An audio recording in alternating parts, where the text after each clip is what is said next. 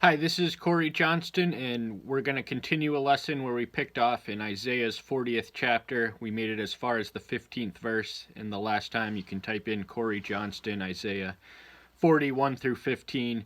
But we're going to review some of that in order to establish the foundation for this lesson.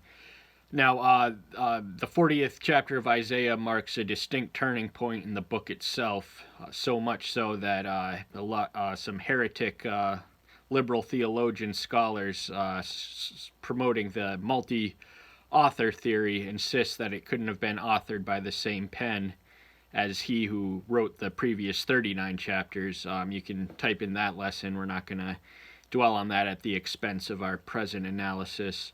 But the verses that we covered from the main distinction, more importantly, is that of a message of comfort and hope, as indicated by the opening passage, verse 1. It's a explicit indication that its tone is one of comfort, which is distinct from the negative emphasis of the antecedent chapters. But the verses 6 through 8 are foundational to where we're going to pick up from and begin for this lesson. It compares the transitory, the temporal, and the temporary with eternal. The word of Elohim is eternally so, unlike the change, the world which is defined by change and ultimately destruction. Nothing in this world lasts forever. But this book here, the principles and the precepts and the one to whom it prophesies, and the author and originator, inspiration, and protagonist of this book is eternal. And we can by abiding its precepts and exercising faith through the grace of the source to whom we exercise it through, we can enjoy the eternal salvation that he offers to those who submit. Now, we left off with verse 15, but we're going to start off from there. See, nations are as a drop in a bucket and are reckoned as dust on the balance. See, he lifts up isles as fine dust, and Lebanon is not enough to burn, nor its beast enough for a burnt offering. All nations before him are as naught, and they are reckoned by him as less than a speck in emptiness. So this is essentially exposing the fleeting and fragile nature of secular powers and authorities, of which, incidentally, the chosen people were in for a rude awakening 100 years hence, through which they would be they'd spend the remainder of antiquity in their independent phase, the Kingdom of Judah, which existed after the United Monarchy fractured, would be exchanged essentially by a series of foreign oppressors. But he's telling them not to worry because you're ultimately submitted to me, who lasts forever.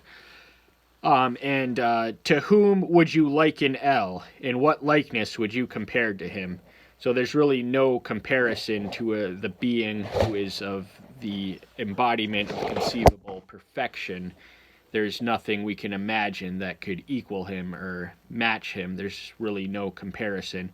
And this makes him distinct from the idols, which were the function through which the gods of the adjacent contemporaneous Near Eastern civilizations, and more broadly speaking, the ancient world, were worshipped. They had various gods made in images, which the Israelites were expressly forbade from constructing and worshiping, which was the ultimate struggle of the Old Covenant. And the workman molds a graven image, and the goldsmith overspreads it with gold, and the silversmith casts its silver chains.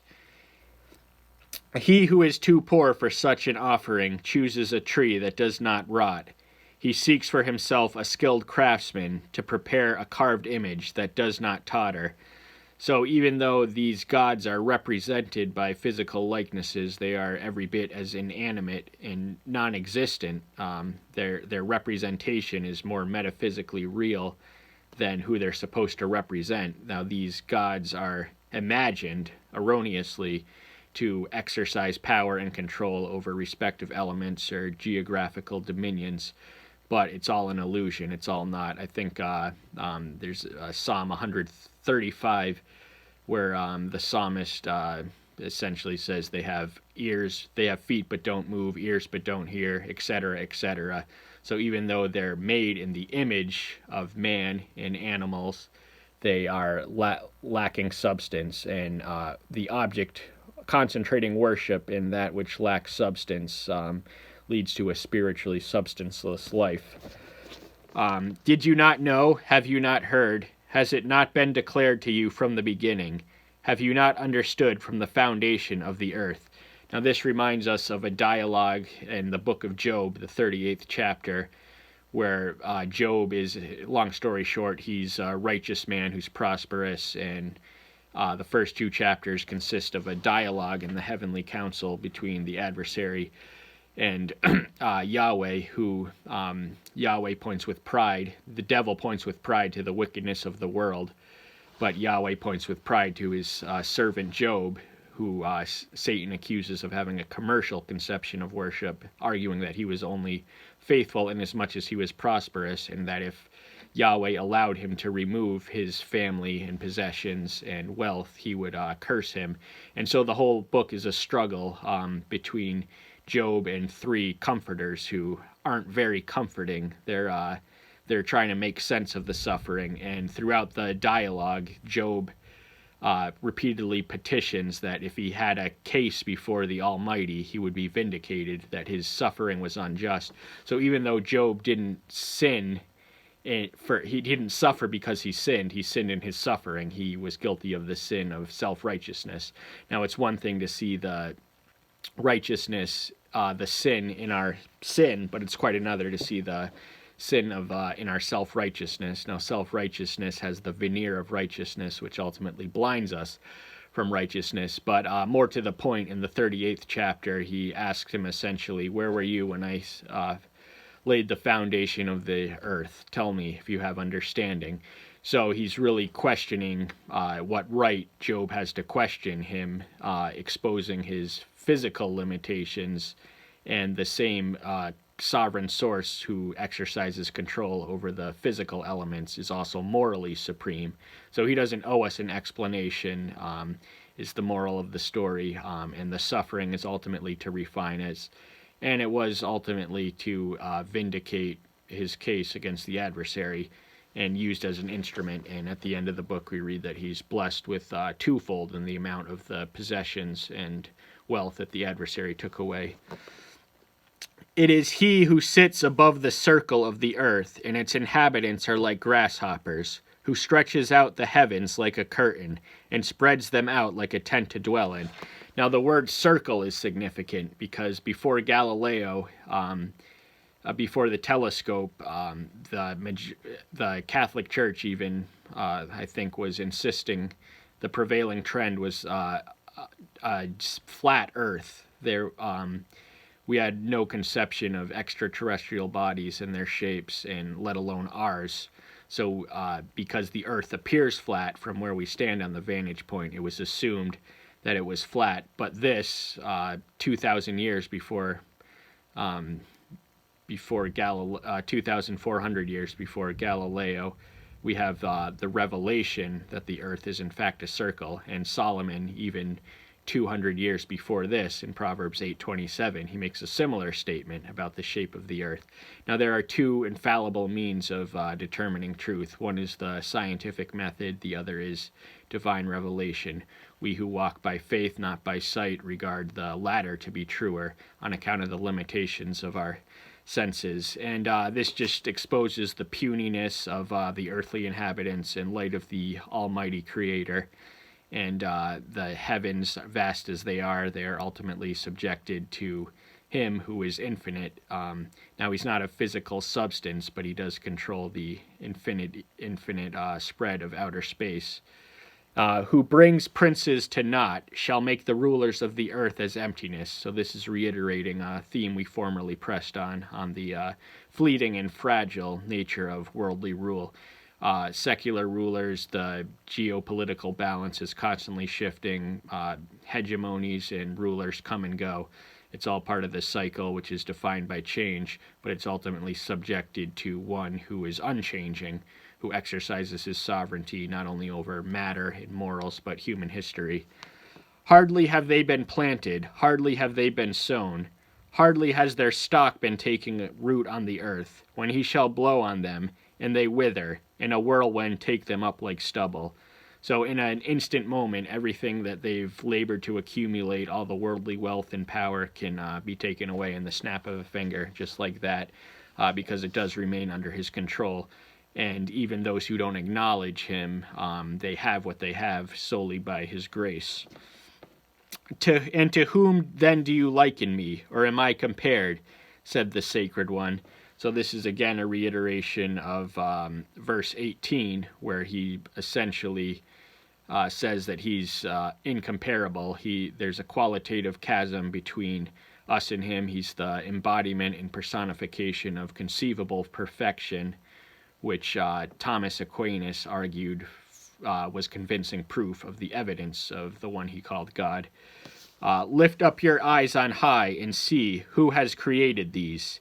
He who is bringing out their host by number. He calls them all by name, by the greatness of his might and the strength of his power. Not one is missing. Now this is a reference to the stars of the heaven. Now we who dwell on earth are inclined to be overwhelmed by the vastness of it. I think we know more about outer space than we do about the ocean, for example. Yet the universe is constantly expanding, and it's really vast beyond almost anything we can imagine. Now, we know it's not literally infinite. I may have misspoken earlier, because it is constantly expanding, and were it infinite, it would have nothing left to expand to. But the one who created it is infinite in every sense of the word, almost. Why do you say, O Jacob, and speak, O Israel, my way is hidden from Yahweh, and my rights are overlooked by my Elohim? So the way of the sinner is to conceal their sin in darkness, because to preserve their reputation, no one wants to be known for only the most sadistic people take pride in the depravity of their ways. So most sinners, the majority who live in sin, go to deliberate efforts to conceal their sin. Yet Psalm 139 speaks of the omnipresence of Yahweh, who can't be escaped. You can run, but you can't hide. And even when you run, you're never away from him. You can make your bed in the pit of hell, or anywhere on earth, and he's there. It's really an exercise in futility to try and hide or conceal ourselves or our ways from the one who knows everything and sees all. And my rights are overlooked. Now, the Christian is not about asserting their rights. It's about sacrifice and duty. Now, the way of the world, and even in our individualistic American culture, is all about asserting rights. But the Christian is willing to sacrifice his rights in service for others. And this is an ultimately higher calling. Did you not know, have you not heard, the everlasting Elohim, Yahweh, the creator of the ends of the earth, neither faints nor is weary. His understanding is unsearchable.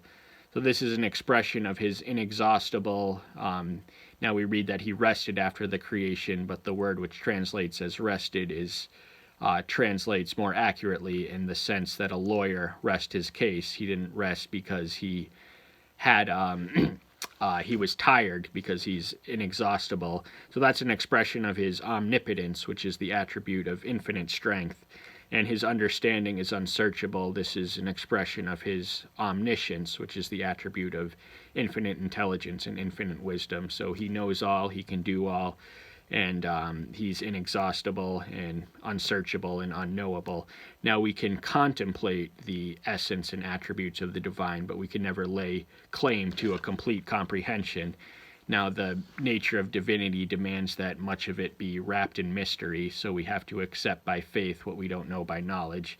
Now he tells us enough so that we can live without hope, but not so much that we can live without faith. So this is where faith comes in. He gives power to the faint, and to those who have no might he increases strength. Even youth shall faint and be weary, and young men stumble and fall. But those who wait on Yahweh renew their strength. They raise up their wings like eagles. They run and not weary. They walk and are not faint. So this is admonishing us whenever we're exhausted and beaten by life to rest on him whose strength is inexhaustible, and he wants us to renew ourselves in him. And this is ultimately one of the purposes of rest, so that we may be better able to work. So we're to cultivate a balanced equilibrium between work and rest. Rest for the sake of being more productive, because unlike him, we're not infinitely inexhaustible. And that concludes today's lesson. Thank you so much. See you next time. Bye-bye.